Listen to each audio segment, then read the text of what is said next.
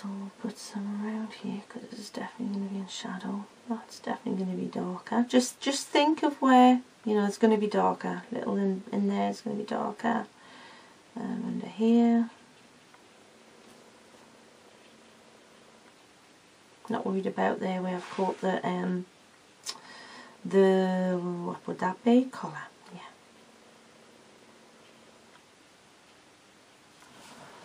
Because I can I'm going to paint that really a strong colour. I think I may paint it red or blue.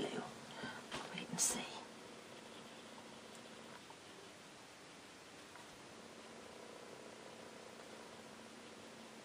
See how far these are going to last for ages.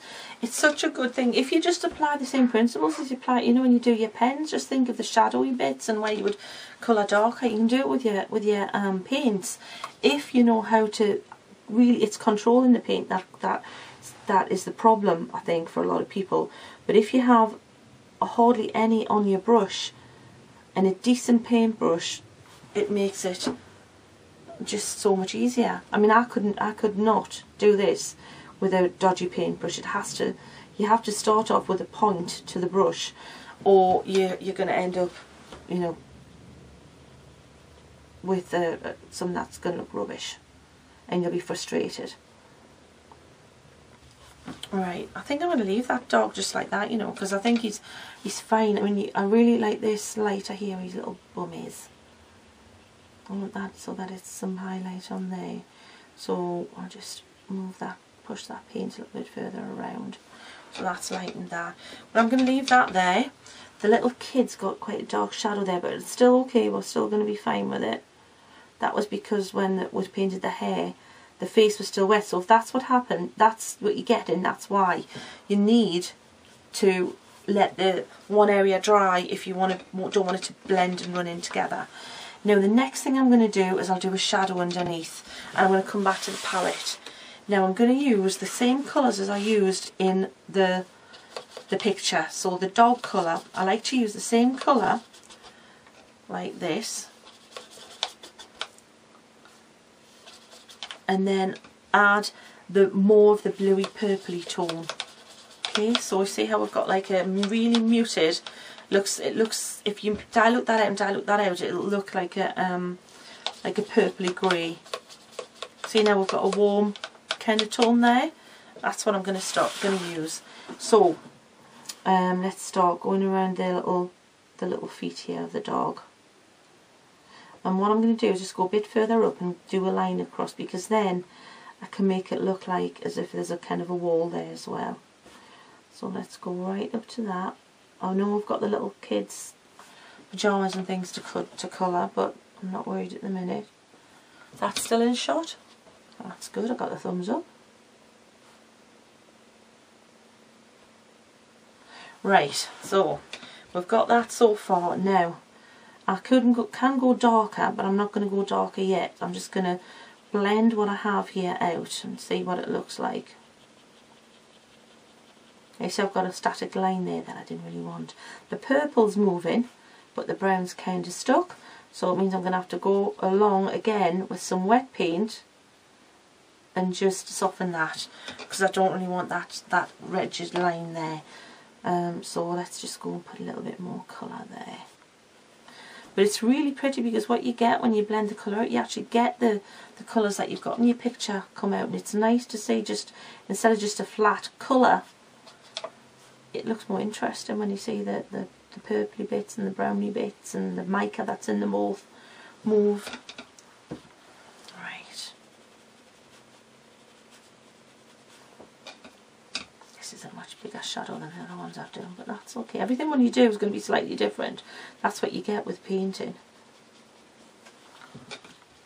Okay, I can live with that.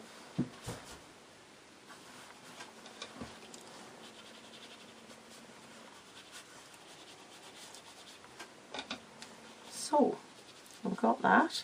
That looks virtually straight, so you can suggest that it would maybe skirt and border a wall there. And then what I want to do is put a little shadow around the dog. So if we come back to the palette, I don't want to be as dark as that. I want to make it a bit paler. There's a really nice turquoisey colour in here. You can see that there. pop it in this little bit here because I don't want it to be as dark and get dirty with the other stuff. So you see that would be far too in your face. Imagine that on there. It's got really strong chroma. What we need to do is mute it. So what you do is you add something kind of opposite in the colour scheme. So what we can do is add the brown to that. That'll mute that down. So let's add a touch of that brown. Now it's got a bit greeny.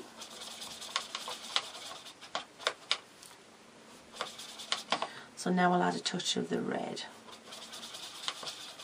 Now it's gone a bit. And then a touch of this purple colour. Just to mute it down. Just have a try. I like that better. Okay, the purple. And then a bit more of the turquoise. Ah, like that. See how it's a really nice, kind of a dirtier, bluey colour? Right, use that. So let's just do just a little bit around outside the dog here. Make sure though that when you do this that the dog's dry. Don't do this if you've just freshly painted your little dog, because what will happen is it will wick the paint into the dog colour and your dog will be greeny and you don't want that.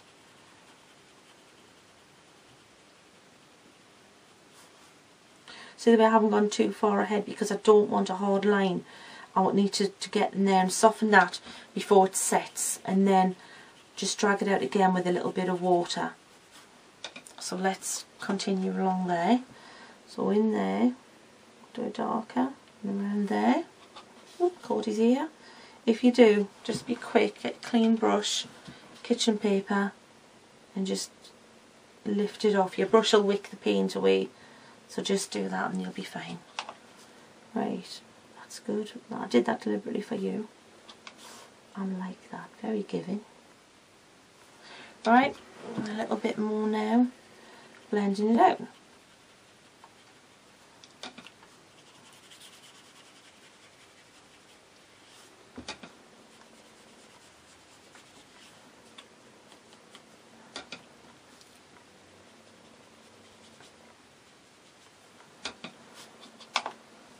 And if you stick to the same palette and use very few colours but just keep mixing those colours together, just try that. Be disciplined and do that. You'll find you've got loads of different shades and tones that look great but that also go together. See how that's really, really pretty? All those colours just blend in nicely together because they've all been muted because I've mixed them together. I haven't just used a pure brown that's in the palette, in the set, or a pure blue. I've mixed. Oh look, you can tell we've got dogs. It's a little bit too realistic there with the dog hair stuck to the picture. Lovely. So that's looking okay there. Oh, a little bit wicked. See there when I said make sure your dog's dry before you put the blue next to it? And what did I do? I did exactly the opposite. But if you're quick, you can lift it off again. That's why I love H2Os as well. Now that's looking a bit splodgy there, so we'll just go over a little bit. And if the card's warping a bit, doesn't matter. It doesn't really matter. We can sort that out later. There's not a little bit of the foot there I need to cover. Right, so painting this, the collar and the things there, really do need to make sure that this is dry beforehand, because I'm going to use strong colours. I'm going to use some of the, I think the red that's in the kit. There's a really strong kind of, well that's a really, really bright red here. I don't want it that bright. I'm going to use a little bit of the, there's a winey colour in there as well. I'll just put that, right. What I'll do is I'll use a bit of that gold as well to give it a bit of highlight. So, there's a bit of that on the colour here, just there. And I know I'm doing it red, but I'm just putting a little bit there just to give it a bit of contour. So I'll go over it with the red. And then I'll go over with this red.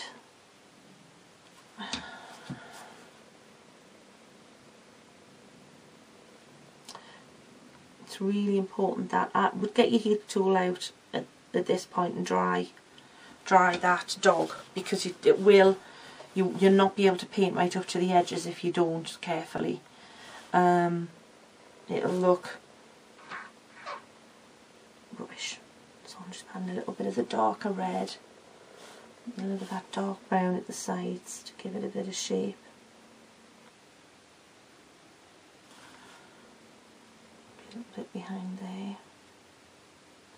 because that would be in shadow, see, around there.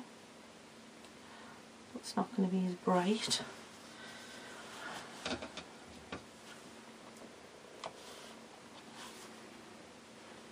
I'm not using the paint really watery here because I wanted it really strong. Oh. See that way I just went over his mouth there? And it would be with one of the trickiest colours to remove. Right, seriously, I should really wait for that to dry.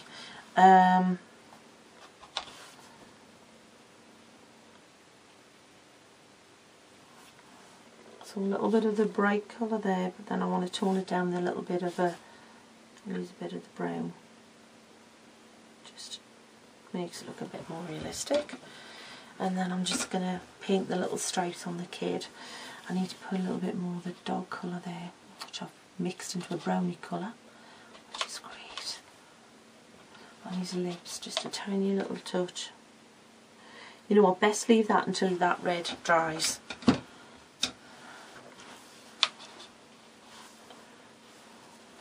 And then use the brush almost dry to paint these little stripes.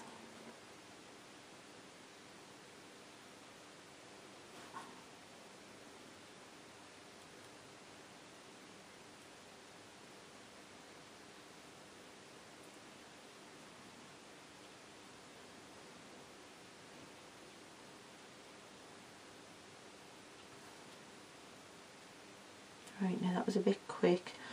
You'll take your time and do that a bit more carefully, but I didn't. The bone. Just a little bit of shading around the side.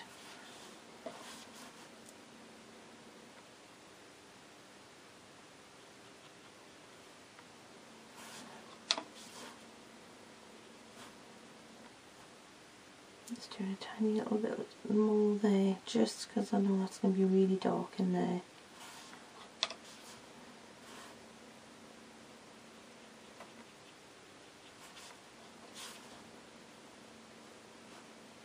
Because when you've done the rest of the colour, you might find that you want to intensify some of the shadows, and that's fine. But just know when to stop. Cease and desist if you're just looking for stuff to paint.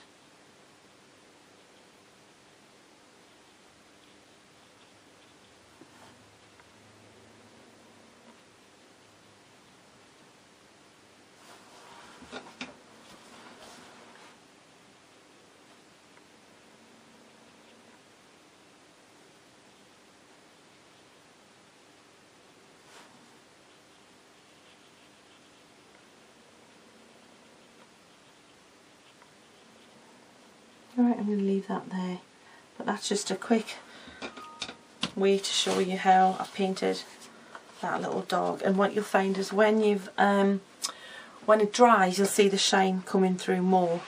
You see this little tiny bit there where it's nicked through there?